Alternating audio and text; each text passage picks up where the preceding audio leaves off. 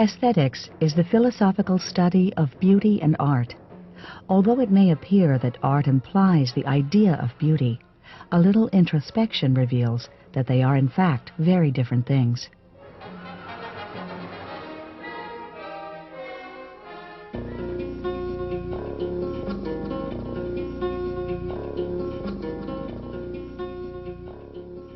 Is Picasso's Guernica, a wild and disturbing portrait of war, a beautiful painting?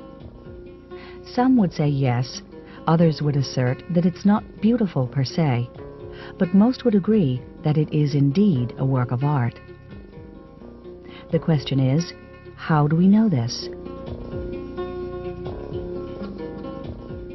Well, I think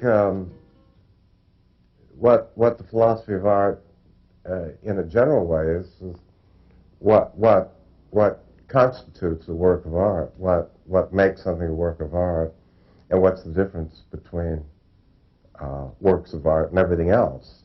That at least is where you've got to begin. So inevitably, as happens with, I suppose, most philosophical topics,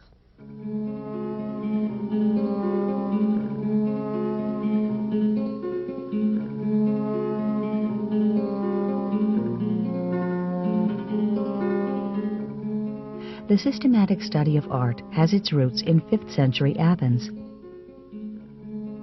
Plato taught that the true nature of the ephemeral things we see in the world was their idea. The triangles you draw in the sand are imperfect copies of the perfect idea of a triangle. Ideas are beyond the senses. They can only be grasped by reason. However, there is one idea that presents itself to reason through the senses, the idea of beauty. There is a beauty by which all things are beautiful.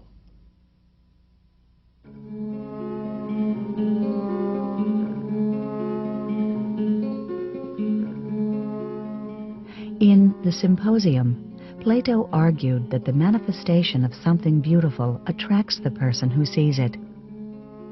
He identified this attraction with Eros, the Greek god of desire.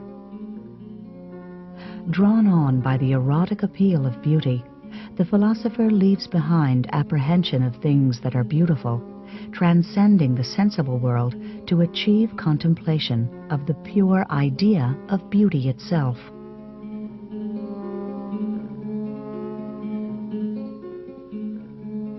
Plato's ideas on beauty did not take into account the role of art in aesthetics. The fact is, Plato held a low opinion of artists and poets. Plato didn't write about aesthetics in the sense that he wasn't writing about art. He was writing about what he saw at the time, correctly, as popular entertainment. Because Greek tragedy, like the novel in the 18th century, was popular entertainment. And the reasons that he gave for that incredibly sort of controversial decision of his to outlaw it from the great city of the Republic was ultimately 3 things. It confuses the authentic and the fake. So you end up thinking that totally fake things are the real thing, totally fake depictions of virtue or real virtue or success or greatness or courage or whatever it is. It is essentially suited only for representing vile and violent matters. After all, he says, a good person is rather boring because he never changes very much. And finally, it's capable of influencing even the best among us to act in life as we would be ashamed to do if we hadn't been exposed to art. In The Republic, Plato explained his understanding of art as an act of treason against the idea. Because the sensible object is already a copy of its idea, in copying reality, the artist in effect copies a copy. What is beautiful in itself is not this object or that one, but that which conveys their own nature.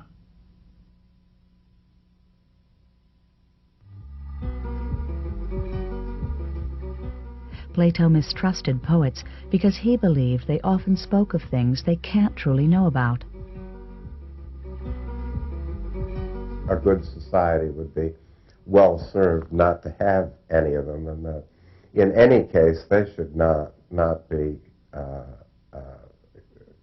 given the task of educating the youth, but in the end I think he thought philosophers should be, since philosophers are the ones who presumably know how to tell the difference between reality and illusion.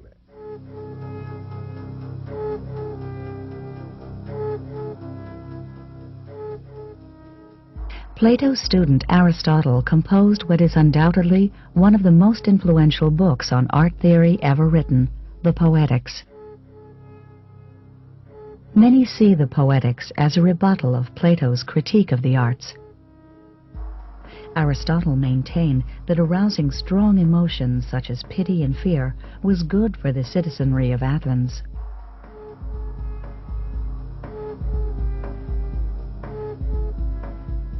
I think the Poetics is actually, though it is an immensely important and magnificent work, it's very simple. It says, plays have beginnings, middle, and ends. Plays can't be too long or too short.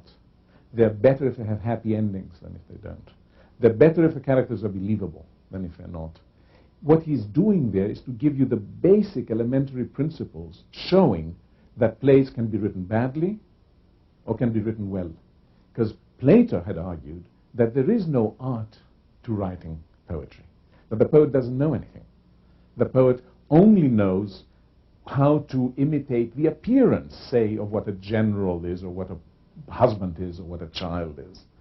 And what Aristotle is saying, that in addition to knowing how to imitate the appearance of those things, or maybe not even doing that at all, there are principles to how plays are constructed that you have to learn, and therefore poetry is indeed an art, which is what Plato famously had denied in the Ion, which said the poet works only through inspiration and doesn't know what he's doing.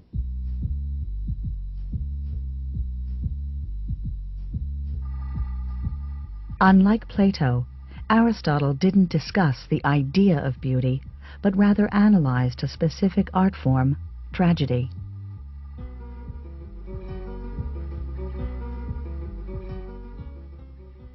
The chief forms of beauty are order and symmetry and definiteness, which the mathematical sciences demonstrate in a special degree.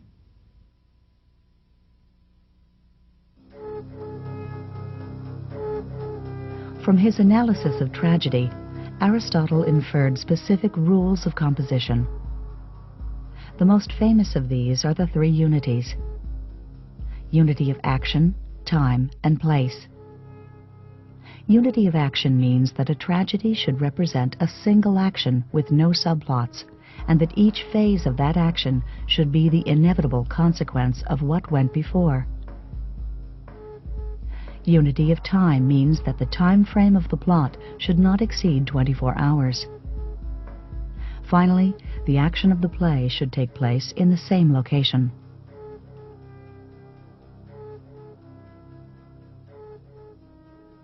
In the Middle Ages, there was, strictly speaking, no aesthetics. In this period, the idea of beauty was overwhelmed by an all-consuming dedication to God. Art theory was recast merely as a matter of defining technique.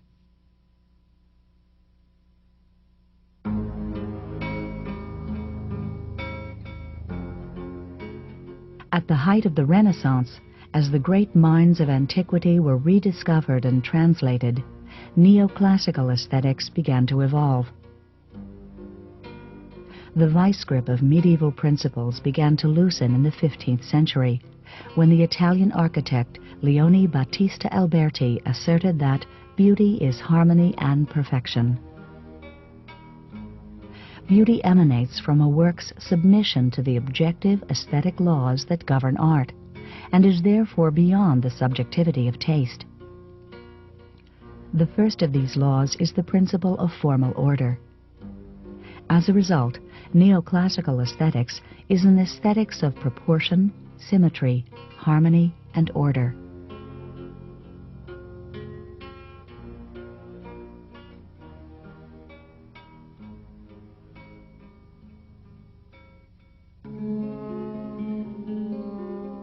The foundations for aesthetics as it is studied today were laid in 18th century England during a period of remarkable intellectual activity. Here we find the first modern system of the arts, which held that the individual arts are united through imitation of nature. Here too we find the first formulation of aesthetic disinterestedness, the idea that there is a special attitude of disengagement from practical concerns that is essential to appreciating art. Joseph Addison's papers, entitled On the Pleasures of the Imagination, are widely considered to mark the beginning of modern aesthetic theory, and Francis Hutchinson's Inquiry Concerning Beauty, Order, Harmony, Design is the first systematic philosophical treatment of the subject. Morality was central to the work of Hutchinson and his contemporary, Anthony Ashley Cooper, Earl of Shaftesbury. Shaftesbury thought that there is no true aesthetic delight that did not include the good, nor was there any true moral pleasure that did not include the beautiful. Beauty and the good are one and the same. The ultimate origin of both is God, as harmony is a sign of the divine order.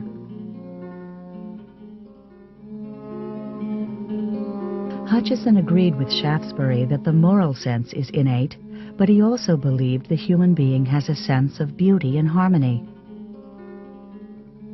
Hutchison thought that the perception of beauty and harmony is mediated by the external senses to an internal sense that registers the phenomenon of beauty. For the aesthetic experience to occur, the viewer or listener needs to be knowledgeable and have a refined sensibility. But although these traits are necessary, they are not sufficient. The inner sense of beauty is innate and spontaneous.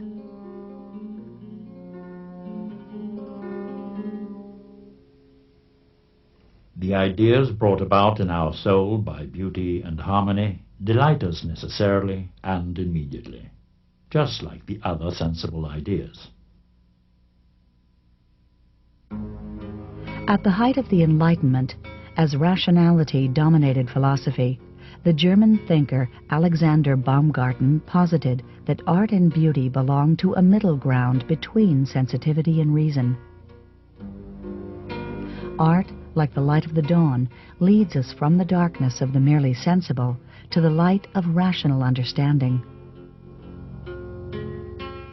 Baumgarten is remembered today largely for coining the word aesthetics, as well as for his influence on Immanuel Kant, the Prussian philosopher who revolutionized philosophy with a series of brilliant works.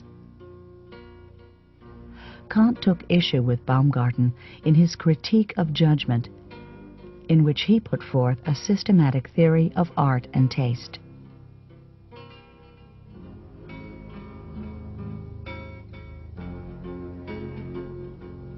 In another seminal work, his Critique of Practical Reason, Kant studied human action and developed his notions of duty and freedom. He concluded that as long as the realms of nature and of freedom are separated, the individual is torn apart. He is a citizen of two kingdoms. Kant claimed that the aesthetic experience makes possible the reconciliation of nature's determinism with human moral freedom. The aesthetic experience is constrained neither by natural law nor by moral law. In that playing area, sensibility and reason are brought together by means of the imagination. In the Critique of Aesthetic Judgment, Kant says, there's almost nothing that you can't treat beautifully in the painting or in a poem. War, the Furies, I mean, he gives a list of things that you can actually present as beautiful, even though in actual fact they're pretty ugly. He said, the only ugliness that can't be beautified is the disgusting, fascinating idea. And I think he doesn't elaborate on it, but I think he had a fairly psychological theory about beauty in which pleasure plays a certain component, and the disgusting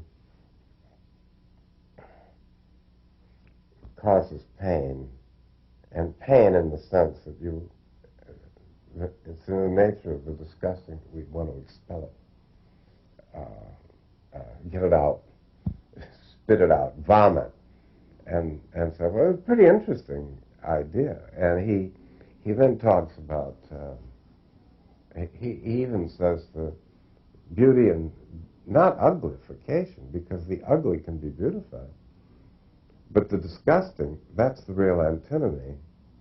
And he did elaborate on that in an earlier book.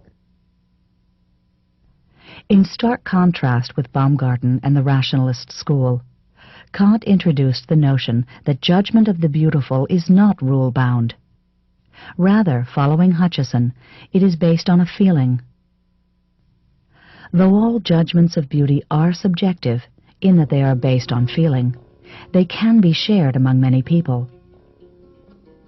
However, given their subjective nature, there can be no hard and fast principles that guide these judgments, and so there can be no exact science of the beautiful.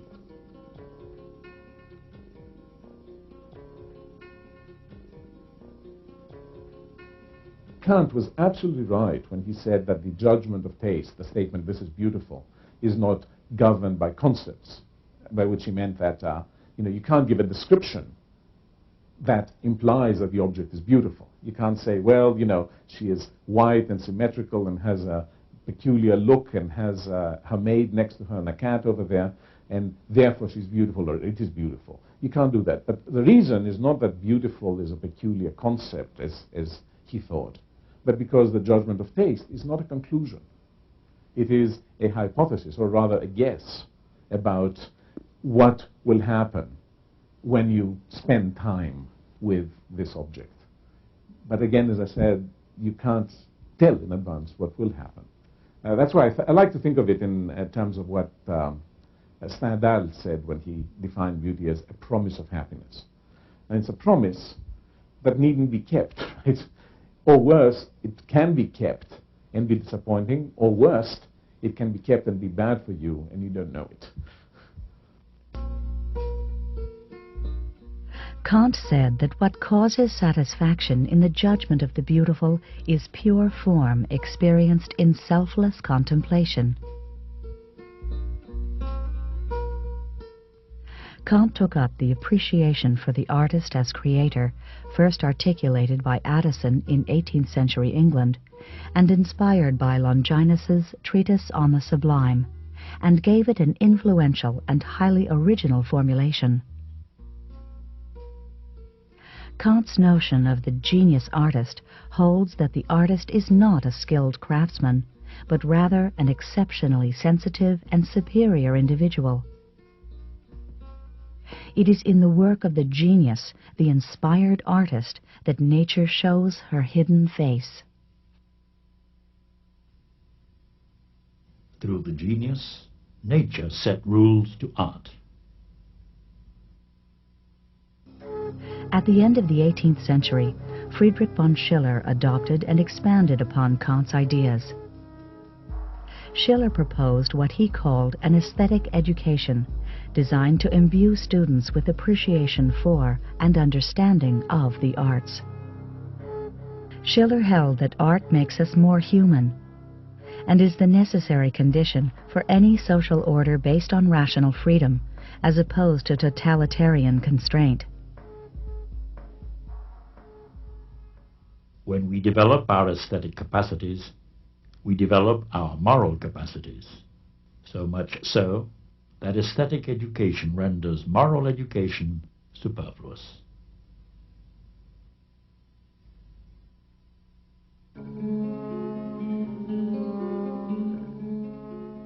The Kantian theory of genius was of great importance in shaping Romanticism, a movement whose main tenet was the importance of the artist.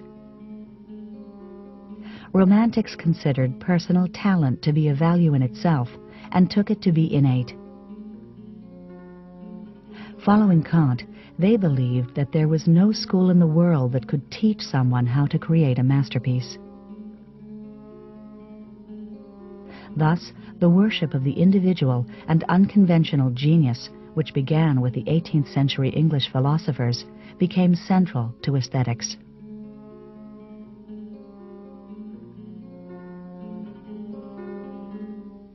In the 19th century, few would have doubted that Romanticism was the last word in aesthetics.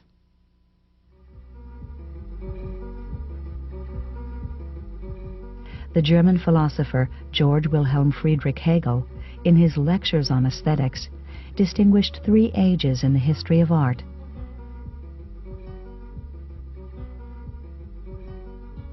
Eastern or symbolic art, which is expressed through allegories, classical art, and romantic art. Hegel believed that through art the individual expresses what she is and what she may become. In art, material things are spiritualized. Romantic art is the climax of this act of spiritualization.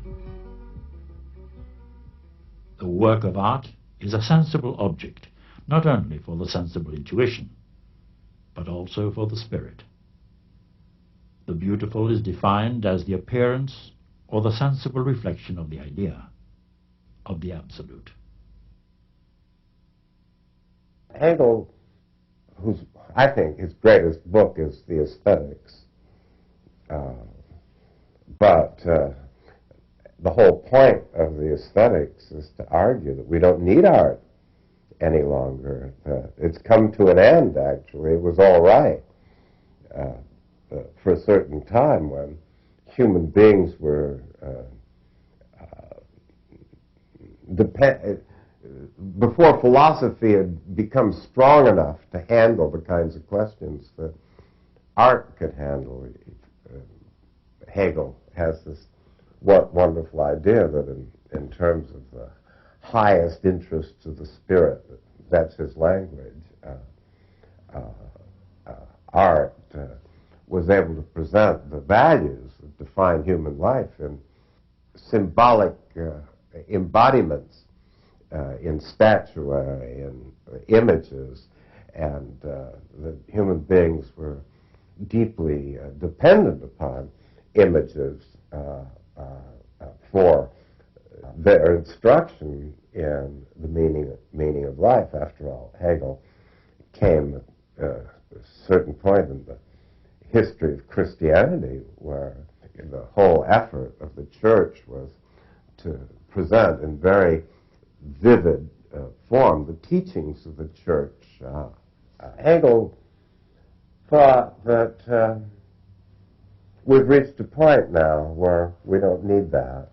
It's almost as though that belongs to the childhood of humanity.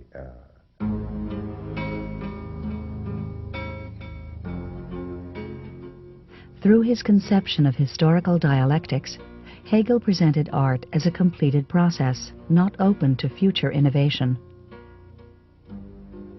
Romantic art is the end point of the aesthetic dialectic, and further advances should not be expected. Hegel represents a turning point in aesthetics because he rejected representational theories of art. For example, that art imitates nature, and paved the way for the expression theories that were to dominate the 20th century.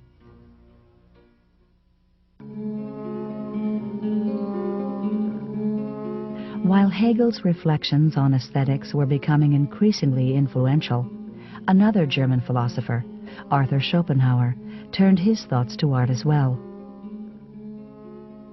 Inspired by Hinduism, Schopenhauer believed that the world is a fabric of appearances woven by our intellect. Reality itself is nothing more than the will to live, which inheres deeply in all things, not only in living creatures, but also within inanimate nature. This blind force, this impulse to live, only reveals itself through artistic contemplation. Music, above all, embodies the will to live through its incessant momentum and energy. For Schopenhauer, as for no other philosopher, music was the highest of the fine arts, the romantic art, the art of his century. Schopenhauer's theory on music as the embodiment of will was among his most important contributions to aesthetics.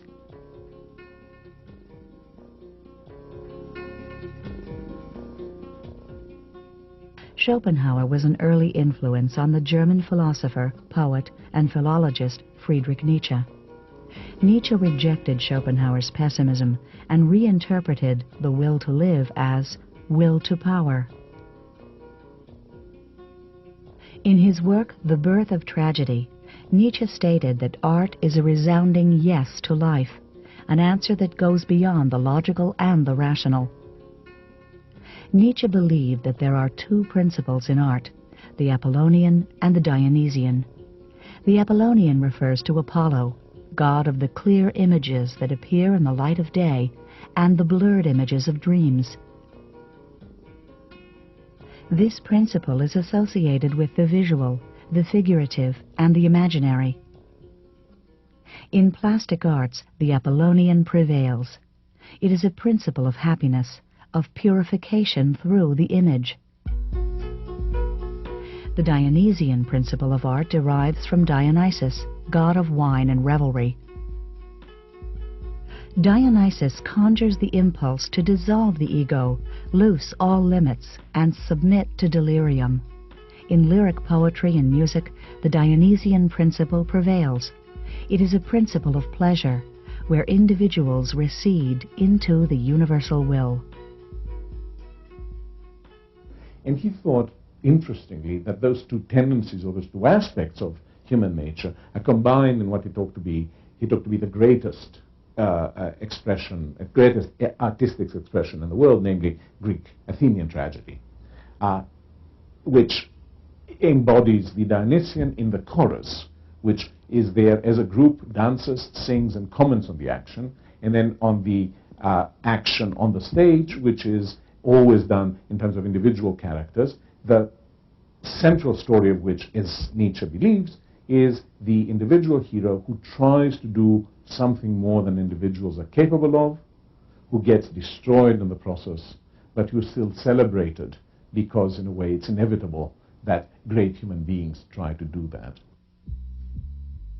In every art, the Apollonian and Dionysian are commingled and synthesized.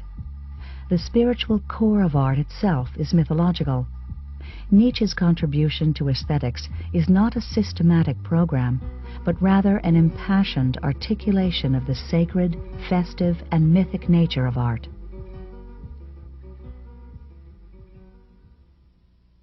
Only art can replace old mythologies. The 20th century saw an explosion of interest in aesthetics. The most pressing problem facing 20th century aesthetics, and still a point of considerable debate, was the notion of art itself.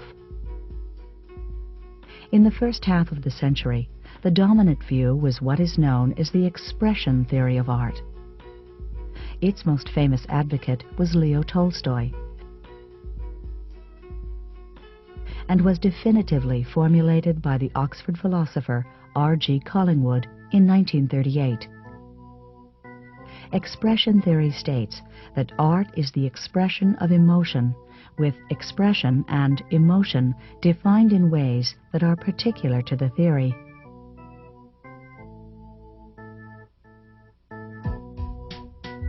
In the second half of the 20th century, philosophers grew impatient with the reigning definitions of art.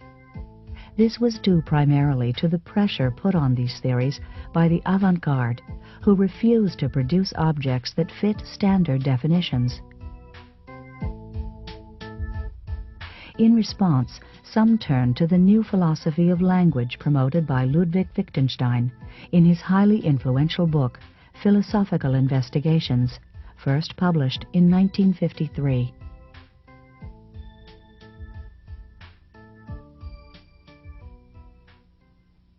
Do you think I have a theory?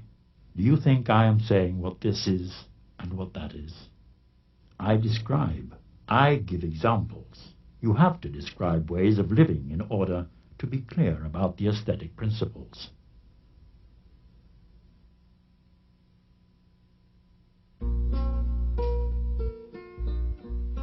From his chair at Cambridge University, Wittgenstein developed a revolutionary theory on the uses of language. He held that in order to understand a word, one must first consider its customary uses, because that word is nothing beyond those uses.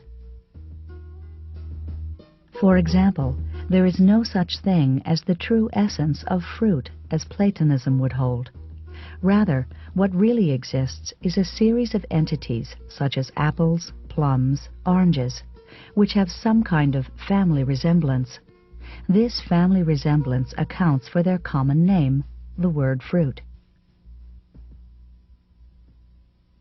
What I am arguing, then, is that the very expansive, adventurous character of art, its ever-present changes and novel creations, makes it logically impossible to ensure any set of defining properties.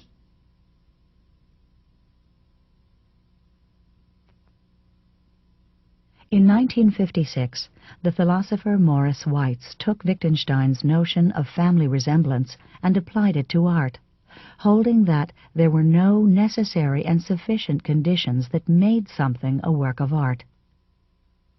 The best one could do was identify a formal set of resemblances. Art forms are not static, so no theory on art is actually possible, and efforts to reach a definition of art should be abandoned. Instead of wondering about the nature and essence of art, it is more useful to analyze its roles and the kind of ideas it represents.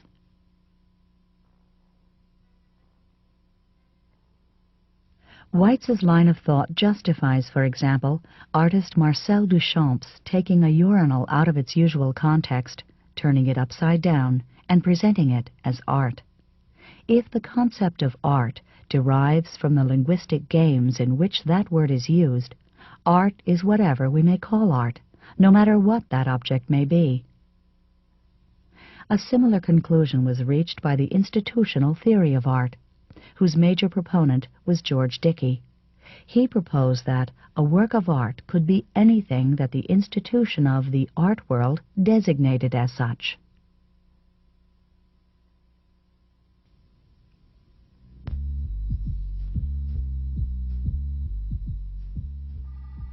As a result of the expanded aesthetic landscape, 20th century art was characterized by innovation and relentless challenges to convention.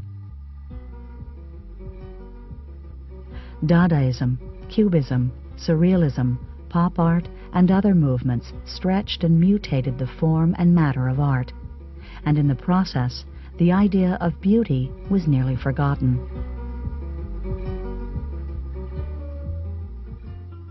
Beauty was very off the table for a long time, I'd say. Certainly nobody talked about it in the 60s. If you, and I think it was really interesting that beauty disappeared, not merely from the definition, the advanced philosophical discourse on art. A handful of analytical philosophers, I think Richard Wollheim, George Dickey, one or two others, and myself, we never talked about beauty. And I think in my case, I felt it was a good thing not to. I didn't think anybody knew how to handle it. But there was I didn't seem to need it any time when I was working these things out. And not merely did it disappear from philosophy, it disappeared from art in toto, because by the end of the 60s, there was a general consensus that a work of art can look like anything. So it's not going to necessarily be beautiful. Since it doesn't mean that it can't be beautiful, but it just isn't any longer considered a necessary condition. And so it disappears from the from art, because artists were very involved in expanding what they were after, and it disappears from philosophy because any philosopher who was keeping up with what was happening would realize that there was no place for it in the definition. Because they refused to bow down before aesthetic norms, avant-garde works could provoke incendiary reactions.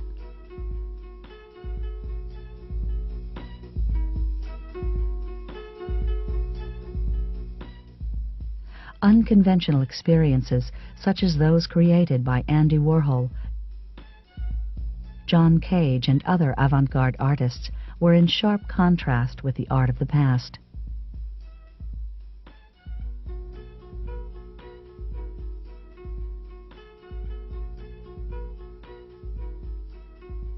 Cage, did it in a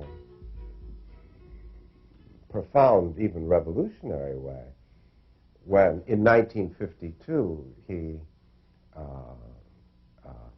presented at a concert a famous piece called 4 minutes 33 seconds, where the pianist sits in front of the piano, closes the cover,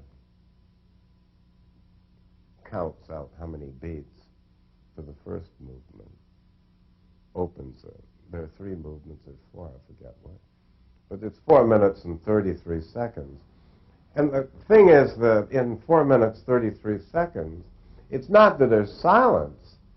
It's just that there's nothing that you would think of as piano sounds. It's all the other sounds, the coughs, the yawns, the burps, the car horns passing in the street, the sounds of birds, all that, which we just erase from our experience. In Cage's piece, that is the experience. And it was very profound. It was a little bit of a riot when that piece was first presented, because people expected to listen to the piano. But Cage was saying, listen to the world. That's really pretty interesting.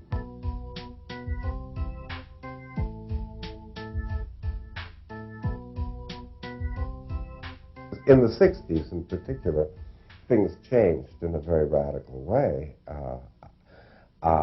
I had this very powerful experience, which I've written about more than once, of going to this exhibition of Warhol, Andy Warhol, at the Stable Gallery, which was on East 74th Street in New York. That was a show that everybody was talking about. They say, have you seen Warhol's show? It was that. It created like the tom-toms in the art world. You couldn't function without seeing that show. And so I went into the show, and there were these piles of what looked like cartons from the supermarket. I've written about the Brillo box quite a lot, but there was a Kellogg cornflakes box, there was a Heinz ketchup box, there was a Del Monte peach half box.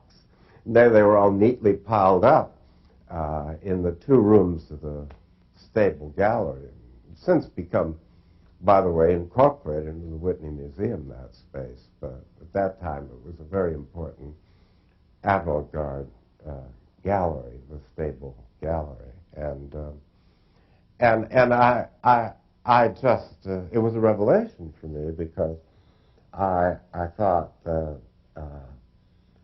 for the first time I could see how to think philosophically about art. I had never known how, and as I say, there was nothing in the literature that would have taught me how, and so forth. But here was this question just made to order. I mean, that here were these Brillo boxes, and they were in an art gallery, and they were being sold as artworks, and they looked exactly like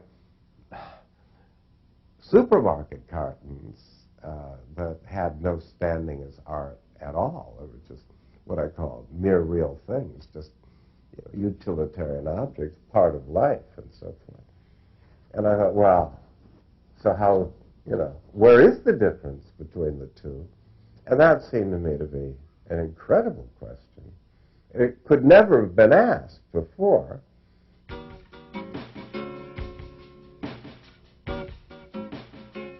Inevitably, the avant-garde was sucked into mainstream culture. Today, once renegade genres such as jazz, films, musicals, photography, comics, and science fiction are generally acknowledged as being art. Everywhere we look, we are inundated, we are barraged, we are sinking, if sinking can be thought of as a positive thing, in art. Television contains art. Popular music contains art. The novel, which is now the paradigm of high, fine literature and art, was, when it came up in the world, which is no more than about 250 years ago, the worst kind of popular art. Coleridge denounced it as not even a pastime, but a kill time, he said. And wherever he said the reading of novels prevails, the human mind has disappeared, and yet has now become this very, very sort of admirable and prestigious form of art. So you can't get away from it. In 1934, American philosopher John Dewey stated that aesthetics is always linked to society as a whole. Art helps to make the life of a people. For Dewey, art was a sociological phenomenon. Feelings aroused by a work of art are not purely a personal experience.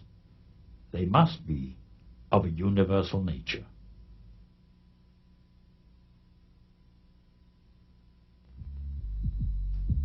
In 1936, the German philosopher Walter Benjamin observed that the concept of art had been radically altered by technological advances that enable unlimited reproduction of an artistic object.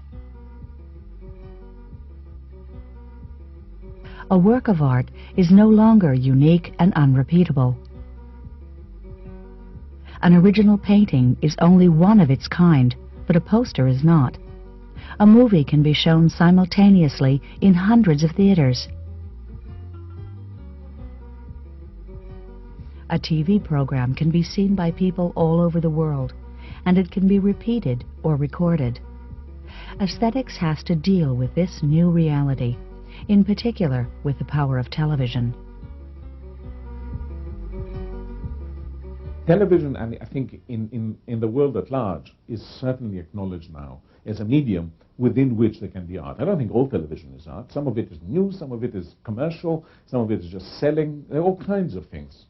The same way that not all painting is art. I mean, some of it is painting walls, some of it is making advertisements, some of it is decorating houses, some of it is art. Is intended to be art, some of it becomes art without being intended to be art, but anyway, television is like writing. Some writing is literary, most is not. Some television is artistic, so to speak, most is not. Books are being written right and left about it. I mean, you go to any bookstore, you look at the media section, and you're overwhelmed by what is happening. What I think has not happened is that serious intellectuals have not paid enough attention to it, or when they have, by and large, they've either denounced it as a whole or defended it in not particularly useful terms. Some work is very, very good, there's no question about it, but there's still something, in a way, suspicious about liking television among academics, among intellectuals at large, because people tend to think about it as a monolithic thing, as a single thing, which you have to either accept or reject in its entirety. Contemporary aesthetics involves the observer in the creation of the artistic object, demanding a new sensibility for both artist and audience. What is it to appreciate a work of art? Is it to have a feeling? Is it to have a cognitive reaction to it? Is it to have something much more complex? For example, I believe that to appreciate a work of art is not enough to say it's great. It's not enough to feel good. To appreciate it, if you do appreciate it, is to live with it. And to live with it means, on a very elementary level, not a highfalutin philosophical level, it means to change your habits. And if you find a work of art that you like, it means you'll go to see it, or read it, or listen to it, or whatever it is. It means you'll talk to other people who see it, or listen to it, or look at it, or whatever is left. You will read different books. You will meet different people. You'll go to different parts. You'll travel in places you wouldn't have traveled before. In other words, when you like something in this way, you literally change your life on its account. And the question is, what effect does that have in the long run?